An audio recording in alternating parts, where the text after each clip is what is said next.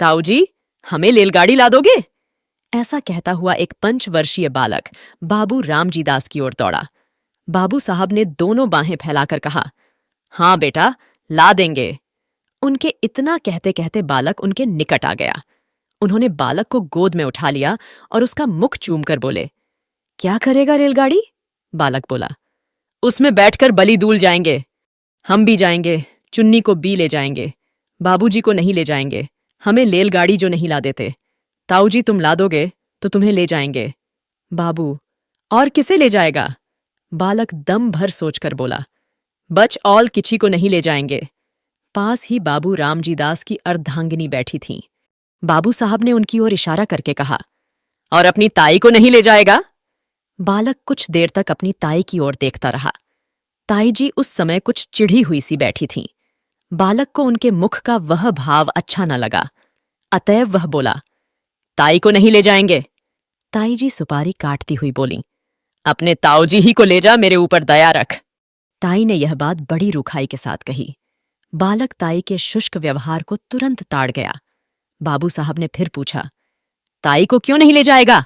बालक, ताई हमें प्याल नहीं कलती। बाबू, जो प्यार करें तो ले जाएगा। बालक को इसमें कुछ संदेह था। ताई के भाव देखकर उसे यह आशा नहीं थी कि वह प्यार करेंगी। इससे बालक मौन रहा। बाबू साहब ने फिर पूछा, क्यों रे बोलता नहीं? ताई प्यार करें तो रेल पर बिठाकर ले जाएगा। बालक ने ताऊजी को प्रसन्न करने के लिए केवल सिर हिलाकर स्वीकार कर लिया, परंतु मुख से कुछ नहीं कहा।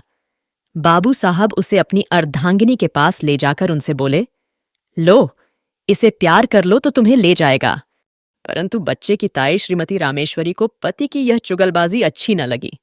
वह तुनक कर बोली, तुम ही रेल पर बैठकर जाओ, मुझे नहीं जाना है। बाबू साहब ने रामेश्वरी की बात पर ध्यान नहीं दिया। बच्चे को उनकी गोद में बैठाने की चेष्टा करते हुए बोले, प्यार नहीं करोगी तो फिर रेल में नहीं बिठावेगा, क्यों रे मनोहर? मनोहर ने ताऊ की बात का उत्तर नहीं दिया। उधर ताई ने मनोहर को अपनी गोद से ढकेल दिया। मनोहर नीचे गिर पड़ा। शरीर में तो चोट नहीं लगी, पर हृदय में चोट लगी। बालक रो पड़ा। बाबू साहब ने बालक को गोद में उठा लिया, चुमकार पुचकार कर चुप किया और तत्पश्चात उसे कुछ पैसा तथा रेलगाड़ी ला देने का वचन देकर छोड़ दिया। बालक मनोहर भयपूर्ण दृष्टि से अपनी ताई की ओर ताकता हुआ उस स्थान से चला गया। मनोहर के चले जाने पर बाबू रामजी दास रामेश्वरी से बोले, तुम्हारा यह कैसा व्यवहार है? बच्चे को ढकेल दिया। जो उसे चोट लग जाती तो? रामेश्वरी मुंह मटकाकर बोली, लग जाती तो अच्छा होता। क्यों मेरी खोपड़ी पर लादे देते थे? आप ही मेरे ऊपर डालते थे और आप ही अब ऐसी बातें करते हैं। बाबू साहब कुढ़कर बोले, इसी को खोपड़ी पर लादना कहते हैं? रामेश्वरी, और नहीं किसे कहते हैं? तुम्हें तो अपने आगे और किसी का दुख सुख सूझता ही नहीं। न जाने कब किसका जी कैसा होता है। तुम्हें उन बातों की कोई परवाह ही नहीं, अपनी चुहल से काम है। बाबू, बच्चों की प्यारी प्यारी बातें सुनकर तो चाहे जैसा जी हो प्रसन्न हो जाता है, मगर तुम्हारा हृदय न जाने किस धातु का बना हुआ है। रामेश्वरी, तुम्हारा हो जाता होगा, और होने को होता है, मगर वैसा बच्चा भी तो हो। पराये धन से भी कहीं घर भरता है। बाबू साहब कुछ देर चुप रहकर बोले, यदि अपना सगा भतीजा भी पराया धन कहाँ जा सकता है, तो फिर मैं नहीं समझता कि अपना धन किसे कहेंगे। रामेश्वरी कुछ उत्तेजित होकर बोली, बातें बनाना बहुत आसान है। तुम्हारा भतीजा है, तुम चाहे जो समझो, पर मुझे यह बातें अच्छी नहीं लगती। हमारे भाग ही फूटे हैं, नहीं तो यह दिन काहे को देखने पड़ते। तुम्हारा चलन तो दुनिया से निराला है। आदमी संतान के लिए न जाने क्या क्या करते हैं, पूजा पाठ करते हैं, व्रत रखते हैं, पर तुम्हें इन बातों से क्या काम? रात दिन भाई भतीजों में मगन रहते हो।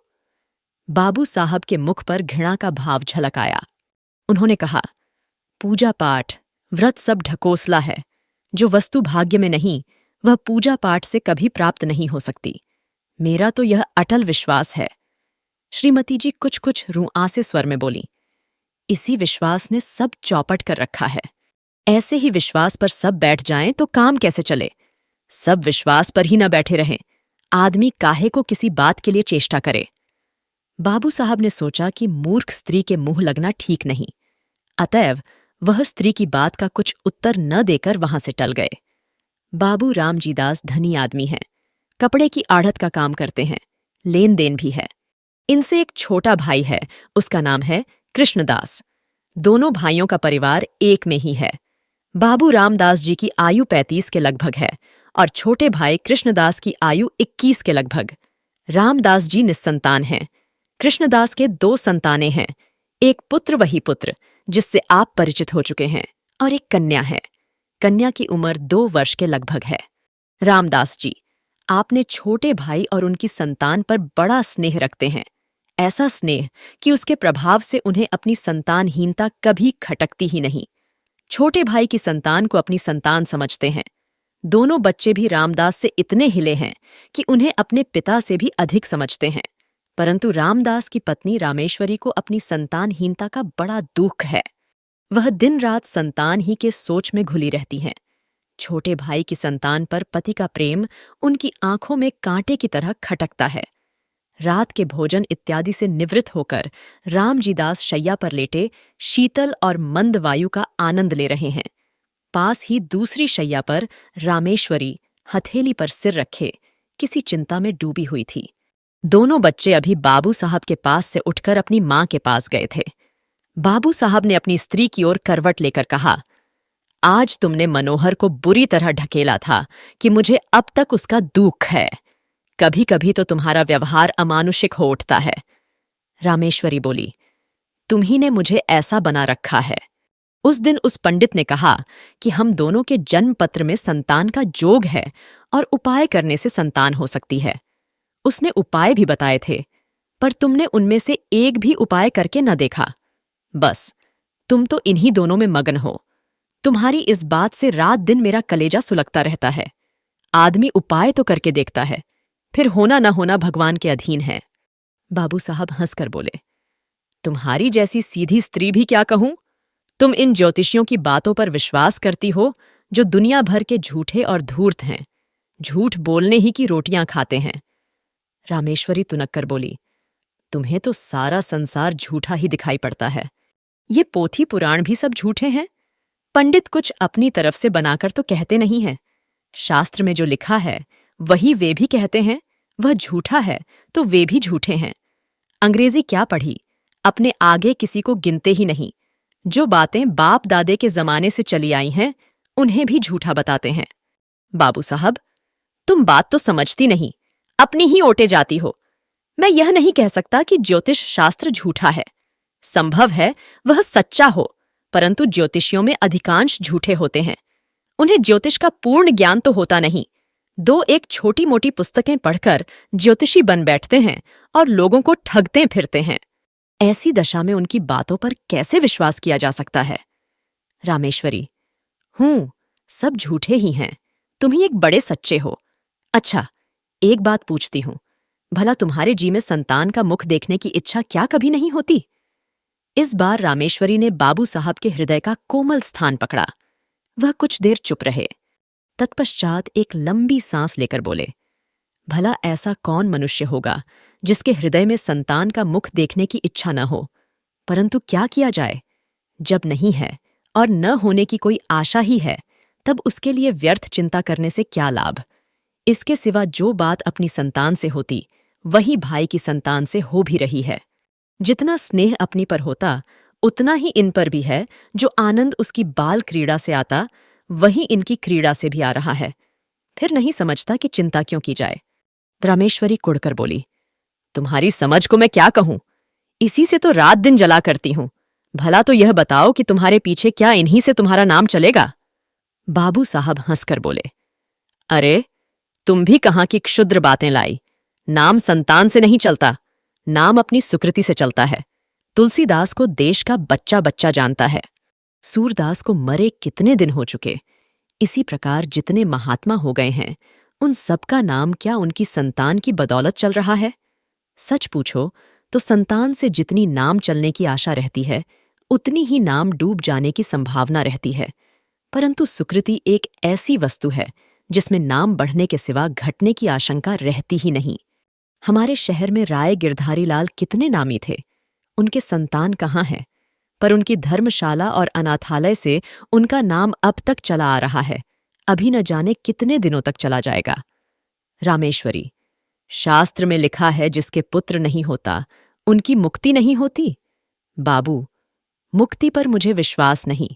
मुक्ति है किस चिड़िया का नाम? यदि मुक्ति होना भी मान लिया जाए, वो यह कैसे माना जा सकता है कि सब पुत्र वालों की मुक्ति हो ही जाती है? मुक्ति का भी क्या सहज उपाय है? ये कितने पुत्र वाले हैं? सभी को तो मुक्ति हो जाती होगी। रामेश्वरी निरुत्तर होकर बोली, अब तुमसे कौन बकवास करे? तुम तो अपने सामने किसी को मानते ही नहीं। मनुष्य का हृदय बड़ा ममत्व प्रेमी है। कैसी ही उपयोगी और कितनी ही सुंदर वस्तु क्यों न हो, जब तक मनुष्य उसको पराई समझता है तब तक उससे प्रेम नहीं करता। किंतु भद्दी से भद्दी और बिल्कुल काम में न आने वाली वस्तु को यदि मनुष्य अपनी समझता है तो उससे प्रेम करता है। पराई वस्तु कितनी ही मूल्यवान क्यों न हो, कितनी ही उपयोगी क्यों न हो, कितनी ही सुंदर क्यों न हो, उसके नष्ट होने पर मनुष्य कुछ भी दुख का अनुभव नहीं करता, इसलिए कि वह वस्तु उसकी नहीं, पराई है। अपनी वस्तु कितनी ही भद्दी हो, काम में न आने वाली हो, नष्ट होने पर मनुष्य को दुख होता है, इसलिए कि वह अपनी चीज है। कभी कभी ऐसा भी होता है कि मनुष्य पराई चीज से प्रेम करने लगता है। ऐसी दशा में भी जब तक मनुष्य उस वस्तु को अपना बनाकर नहीं छोड़ता अथवा हृदय में यह विचार नहीं कर लेता कि वह वस्तु मेरी है, तब तक उसे संतोष नहीं होता। ममत्व से प्रेम उत्पन्न होता है और प्रेम से ममत्व। इन दोनों का साथ चौली दामन जैसा है। ये कभी पृथक नहीं किए जा सकते। यद्यपि रामेश्वरी को माता बनने का सौभाग्य प्राप्त नहीं हुआ था, तथापि उनका हृदय एक माता का हृदय बनने की पूरी योग्यता रखता था।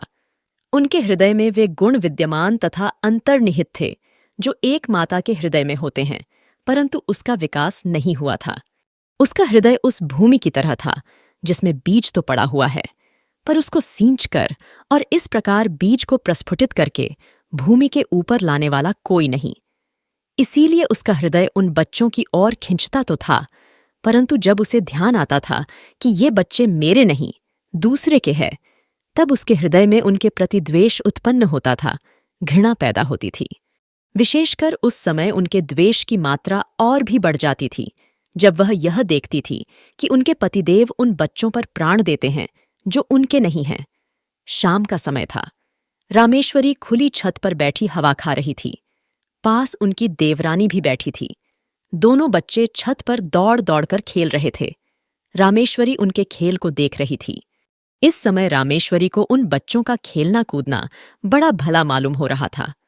हवा में उड़ते हुए उनके बाल कमल की तरह खिले, उनके नन्हे नन्हे मुख, उनकी प्यारी प्यारी तोतली बातें, उनका चिल्लाना, भागना, लौट जाना इत्यादि क्रीड़ाएं उसके हृदय को शीतल कर रही थीं। सहसा मनोहर अपनी बहन को मारने दौड़ा। वह खिलखिलाती हुई दौड़कर रामेश्वरी की गोद में जा गिरी। उसके पीछे पीछे मनोहर भी दौड़ता हुआ आया और वह भी उन्हीं की गोद में जा गिरा। रामेश्वरी उस समय सारा द्वेष भूल गई। उन्होंने दोनों बच्चों को उसी प्रकार हृदय से लगा लिया जिस प्रकार वह मनुष्य लगाता है जो कि बच्चों के लिए तरस रहा हो। उन्होंने बड़ी सतृष्णता से दोनों को प्यार किया। उस समय यदि कोई अपरिचित मनुष्य उन्हें देखता तो उसे यह विश्वास होता कि रामेश्वरी उन बच्चों की माता है। दोनों बच्चे बड़ी देर तक उसकी गोद में खेलते रहे। सहसा उसी समय किसी के आने की आहट पाकर बच्चों की माता वहां से उठकर चली गई।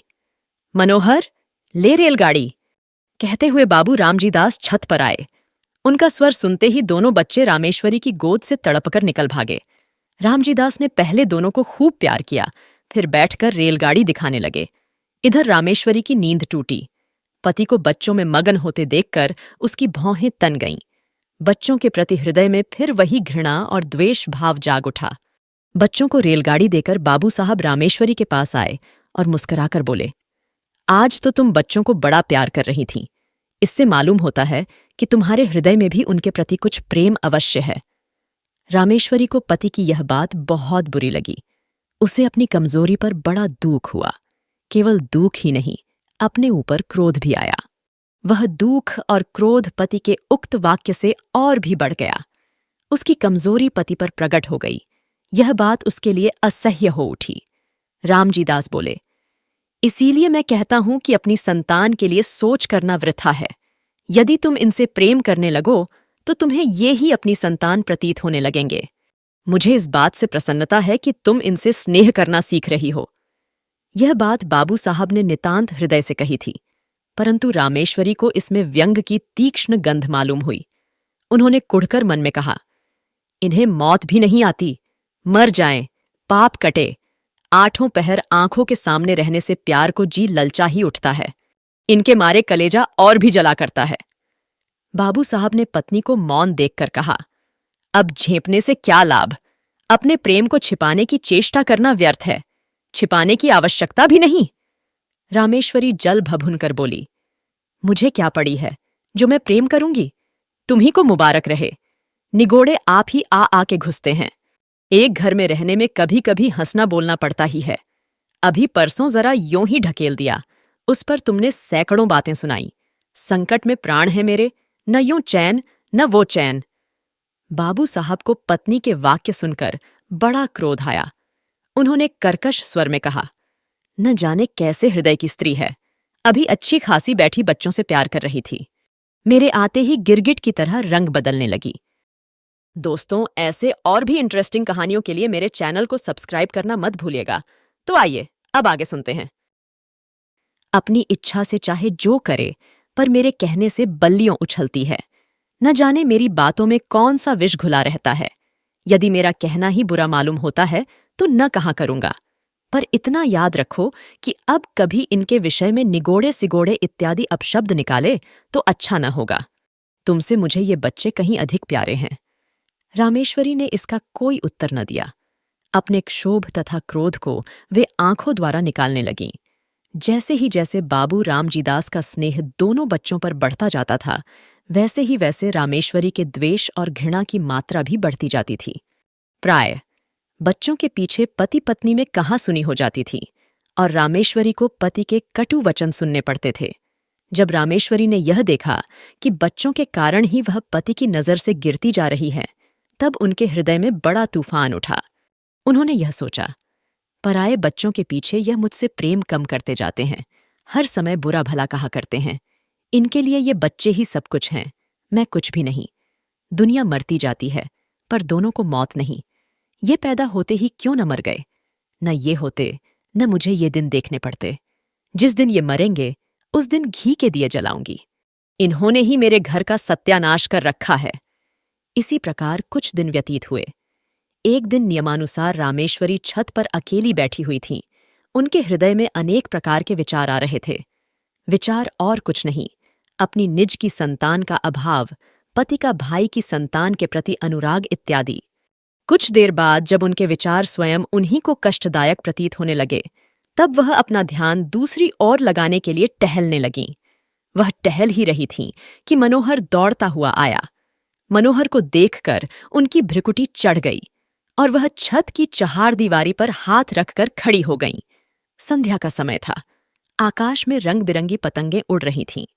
मनोहर कुछ देर तक खड़ा पतंगों को देखता और सोचता रहा कि कोई पतंग कटकर उसकी छत पर गिरे, क्या आनंद आवे। देर तक गिरने की आशा करने के बाद दौड़कर रामेश्वरी के पास आया और उनकी टांगों में लिपटकर बोला, ताई, हमें पतंग मंगा दो। रामेश्वरी ने झिड़क कर कहा, चल हट, अपने ताऊ से मांग जाकर। मनोहर कुछ अप्रतिभ सा होकर फिर आकाश की ओर ताकने लगा। थोड़ी देर बाद उससे फिर रहा न गया।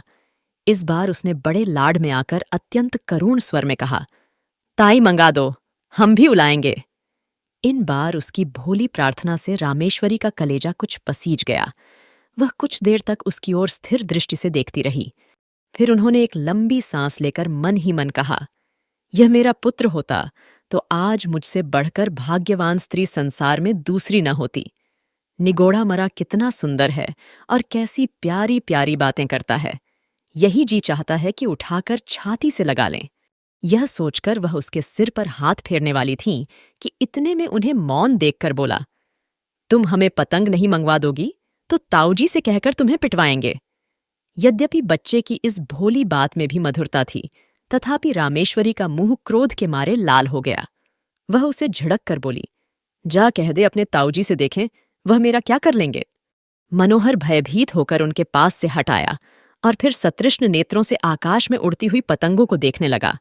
इधर रामेश्वरी ने सोचा, यह सब ताऊजी के दुलार का फल है कि बालिष्ट भर का लड़का मुझे धमकाता है। ईश्वर करे इस दुलार पर बिजली टूटे। उसी समय आकाश से एक पतंग कटकर उसी छत की ओर आई और रामेश्वरी के ऊपर से होती हुई छज्जे की ओर गई। छत के चारों ओर चहार दीवारी थी। जहां रामेश्वरी खड़ी हुई थी, केवल वहां पर एक द्वार था जिससे छज्जे पर आ जा सकते थे। रामेश्वरी उस द्वार से सटी हुई खड़ी थी। मनोहर ने पतंग को छज्जे पर जाते देखा। पतंग पकड़ने के लिए वह दौड़कर छज्जे की ओर चला। रामेश्वरी खड़ी देखती रही। मनोहर उसके पास से होकर छज्जे पर चला गया और उससे 2 फीट की दूरी पर खड़ा होकर पतंग को देखने लगा। पतंग छज्जे पर से होती हुई नीचे घर के आंगन में जा गिरी। एक पैर छज्जे की मुडेर पर रखकर मनोहर ने नीचे आंगन में झांका और पतंग को आंगन में गिरते देख वह प्रसन्नता के मारे फूला न समाया। वह नीचे जाने के लिए शीघ्रता से घूमा, परंतु घूमते समय मुडेर पर से उसका पैर फिसल गया। वह नीचे की ओर चला। नीचे जाते जाते उसके दोनों हाथों में मुडेर आ गई। वह उसे पकड़कर लटक गया और रामेश्वरी की ओर देखकर चिल्लाया, ताई! रामेश्वरी ने धड़कते हुए हृदय से इस घटना को देखा। उसके मन में आया कि अच्छा है, मरने दो, सदा का पाप कट जाएगा। यही सोचकर वह एक क्षण रुकी। इधर मनोहर के हाथ मुंडेर पर से फिसलने लगे।